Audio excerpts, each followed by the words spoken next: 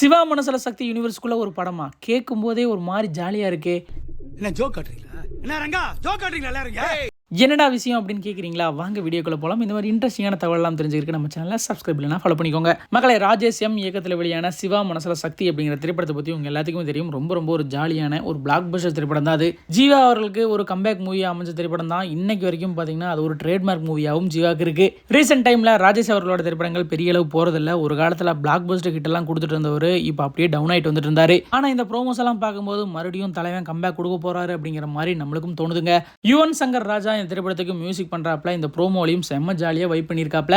சிவா மனசுல சக்தி யூனிவர்ஸ்குள்ளேயே இந்த திரைப்படம் வர்றது கூடுதல் எதிர்பார்ப்பை எகிரி வச்சிருக்கு. இந்த திரைப்படத்தோட பேரு ஜியோன்னு வச்சிருக்காங்களாம். அதாங்க ஜாலியாக இருந்த ஒருத்தன் அப்படிங்கிறதா அந்த படத்தோட பேரு. ஷூட்டிங் போயிட்டு இருக்காங்க. ஜீவா அவர்களோட பிறந்தநாள் அன்னைக்கு இந்த வீடியோ ரிலீஸ் பண்ணியிருக்காங்க. இந்த ப்ரோமோவில் பரிதாபங்கள் சுதாகர் அவர்களும் வராங்க. ஒரு மாதிரி பாசிட்டிவ் வைப்ல தான் இந்த திரைப்படம் இருக்குங்க. இந்த திரைப்படம் SMS யூனிவர்ஸ்னு சொல்றாங்களே, இதை பத்தி நீங்க என்ன நினைக்கிறீங்கன்னு கமெண்ட் பாக்ஸ்ல மறக்காம கூட ஷேர் பண்ணிக்கோங்க.